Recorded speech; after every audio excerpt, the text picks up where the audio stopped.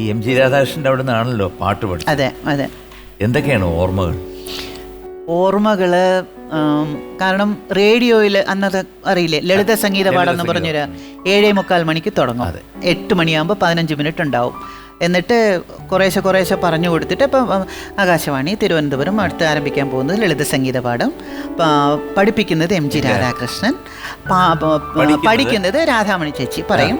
എന്നിട്ട് എല്ലാ ദിവസവും ഇത് കഴിഞ്ഞ ശേഷം അവസാനത്തെ ദിവസം വെള്ളിയാഴ്ച വരുമ്പോഴത്തേക്ക് വാദ്യോപകരണങ്ങളോടുകൂടി നമുക്കിനി കേൾക്കാം എന്നും. ഇതായിരുന്നു എൻ്റെ പാട്ടുവാദ്യാര്. അപ്പൊ റേഡിയോയും എം ജി ചേട്ടനുമാണ് എൻ്റെ വാദ്യാരന്മാർ. അതാവുന്ന സമയത്ത് 7:44 അച്ഛൻ പറയാം, മോളെ ക്ലാസ് തുടങ്ങാറായി വാന്ന് പറയും. അപ്പം പേന എടുത്തോണ്ട് പോയിരിക്കും. അന്നൊക്കെ ഒന്ന് വയലറ്റ് കളറിലെ ഒരു മഷി വരും, മറ്റേ നമ്മൾ ഫില്ലറിലെടുത്ത് ഇങ്ങനെ തുറന്നിട്ട് അതിൽ ഒഴിച്ചിട്ട് അതിലാണ് എഴുതുന്നത്. അതിപ്പോഴും എനിക്ക് ഓർമ്മയുണ്ട്. ഏത് പാട്ടാണ് അന്ന്? കുറേ പാട്ടുകൾ ഞാൻ പഠിച്ചു. എന്നാലും ഏതെങ്കിലും ഒരു പാട്ട്? ഒരു പാട്ട് എൻ്റെ ഫേവറേറ്റ് എന്ന് പറയുന്നത് ആടിയ ദിവ്യാനുരാഗിലമാംരസ ക്രീഡാ കഥയിലെ നായികി ഓടക്കുഴവിളി